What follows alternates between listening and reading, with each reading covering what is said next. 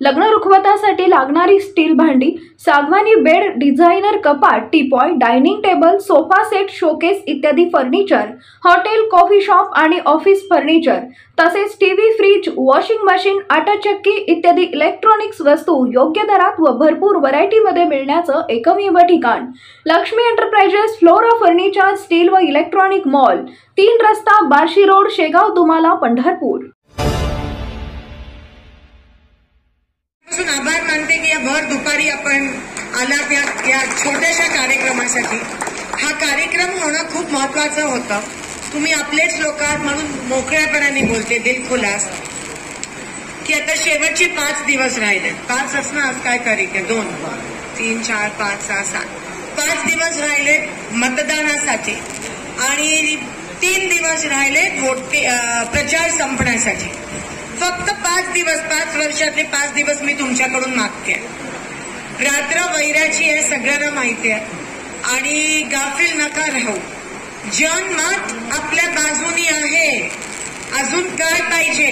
जनमत, लोकांचं मत तुम्हाला माहिती आहे। तुम्ही तर गावापाड्यातून आलाय। जनमत आहे का नाही? जनमत आपल्या बाजूनी, जनमत आपल्या बाजूनी आहे। त्यांच्या बाजूनी जनमत नाहीये म्हणून ते ईडी, सीबीआय केस या सगळ्या गोष्टींचा वापर करून पुढाऱ्यांना आणि नेत्यांना दमदाटी करतायत। दादांना पण आलाय फोन, पण ते संघर्ष योद्धा आहेत।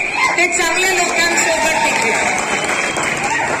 चांगली लोक चांगल्या लोकांना साथ देतात। सगळीकडे दम आणि दबाव आणि दमदाटीचं वातावरण आहे। ते दोन्ही उपमुख्यमंत्री ज्या दोघांनी शपथ घेतलेली मध्यरात्री, आठवतं ना? ते दोघं दमदाटी असं करतात जसं काही ते शाखा प्रमुख आहेत। आजकाल ते फक्त दमदाटीच करतायत। अहो, महाराष्ट्र राज्य चालवायचं आहे। महाराष्ट्र राज्य, हा पंखा बंद करा ना, ते चालवायचं आहे आणि त्याच्याकडे लक्ष न देता दमदाटीच करतायत नेत्यांना, पुढाऱ्यांना। का? कारण जनमत त्यांच्या बाजूनी नाहीये। त्यांना आता कळलंय। म्हणून तुम्ही विचार करा, एका मतदारसंघात मोदी पण येतात, योगी पण येतात, अजून कोण कोण येणारे देव जाणे। कारण का? तो शब्द मला वापरायचा नाहीये, पण ते टरकले, ते घाबरले आणि येऊन काय बोलतात? फक्त धर्म, जात, पात। अहो, इकडे शेतकरी तहानलेला आहे, शेतकरी उपाशी मारतोय, जीएसटीचं राक्षस उरावर येऊन बसलंय, पाणी नाहीये त्या मंगळवेढ्याच्या त्या 35 गावांमध्ये, रेशन नाहीये, जनावरांना छावण्या नाहीयेत आणि तुम्हाला हे सुचतं? छी, कीव येते मला अशा लोकांची। लाज वाटायला पाहिजे त्यांना। काल पण कसली घाण भाषणं दिली हो या लोकांनी। तुम्ही बघायला पाहिजे होती मागच्या 10 वर्ष काय झालं, पुढच्या 10 वर्षात काय होणार आहे ह्याच्याबद्दल बोललेच नाही। फक्त जात, पात, धर्म, कीड लावल्या भाजपनी, कीड आपल्या देशाला म्हणून। पण शेतकरी आपल्यापेक्षा हुशार आहे, त्यांना माहिती आहे। ते म्हणाले आम्ही काय बघणार नाही आहोत, आम्ही ह्या बारीला बीजेपीला पाडणार म्हणजे पाडणार, हे त्यांनी ठरवलंय। पण आपण जास्त आत्मविश्वासात जाऊ नका। कारण का? कत्तल की रात म्हणतात, माहितीये ना? शेवटची जी रात्र असते ती। ते आता हे अशी इलेक्शन आहेत की ते फिरू पण शकतात। आपण जर पोचलो नाही तर बाकी कोणत्याही गोष्टींनी नाही। काँग्रेसचा कार्यकर्ता, काँग्रेस मतदार तुमची वाट पाहत आहे, हे लक्षात ठेवा। प्रत्येक घरी पोचा।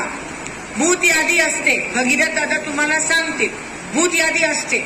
आपण बूथ यादीची छाननी कशी करतो? छाननी काँग्रेसचे पहिले टिक मारतो, मग बीजेपीचे मारतो, मग जे इकडे पण नाही तिकडे पण नाही असे लोक।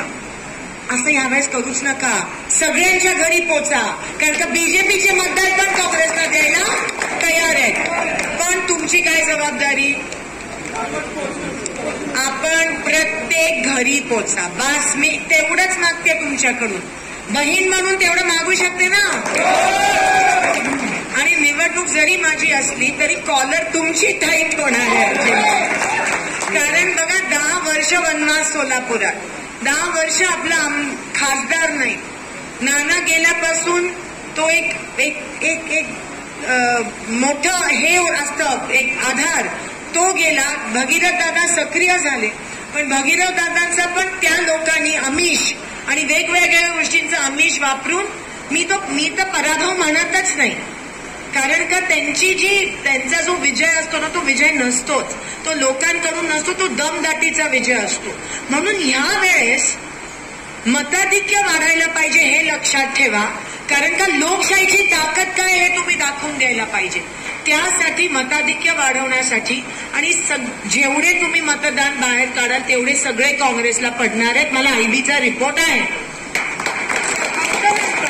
फक्त एकच गोष्ट म्हणतायत की तुमच्या बूथ लेवल एजंट आणि कार्यकर्त्यांना थोडंसं पळायला सांगा. पण 5 दिवस आता मी पळाली नाही एवढे दिवस. तुम्ही माझ्यासोबत खांद्याला खांदा लावून तालुका अध्यक्ष, तुम्ही सगळे कार्यकर्ते, सगळे खांद्याला खांदा लावून तुम्ही माझ्यासोबत होता. तुम्ही बघितली वस्तुस्थिती, तुम्ही बघितली की लोक तर म्हणतायत तुम्ही नाही आला तरी चालेल आम्ही देतो. लोक तर म्हणतायत आम्ही 4 महिने आधीच ठरवलंय. शेतकरी पण म्हणतायत की बीजेपीला पाडायचं. हा आवाज लोकसभेमध्ये जाणं महत्वाचं आहे. एवढंच या ठिकाणी सांगते. आपण सगळे आलात त्याबद्दल माझं झाल्यावर चरितलाजी बोलतील. शांत त्यांनी त्यांचं ऐकूया. आपले सगळ्यांचे मनापासून आभार. आता खरं युद्ध सुरू होतं. हे युद्ध आहे. तुम्ही मला आशीर्वाद द्या, त्यांना सन्मान द्या आणि जेवढं मी करू शकली तेवढं मी केलंय. आता पुढचं 5 दिवस तुम्ही माझे प्रतिनिधी म्हणून किंवा तुम्हीच इलेक्शन लढताय असं, आणि पुढचं इलेक्शन तुमचं आहे. त्यासाठी पण मी तुमच्या सोबत आहे. कधीच विसरू नका आणि 100% राहणाऱ्या शेवटच्या श्वासापर्यंत तुमची सेवा करण्याची संधी द्याल ना मला. काँग्रेस पक्षाचा धन्यवाद. जय हिंद, जय महाराष्ट्र. मी आदरणीय चरितलाजींना आमंत्रण करते की त्यांनी आपलं मत या ठिकाणी मांडलं. ताज्या घडामोडी जाणून घेण्यासाठी शिवशाही न्यूज यूट्यूब चॅनलला सबस्क्राईब करा. आपण हा व्हिडिओ फेसबुकवर पाहत असाल तर फेसबुक पेज फॉलो करा आणि शिवशाही न्यूज.com या आपल्या वेबसाईटलाही भेट द्या.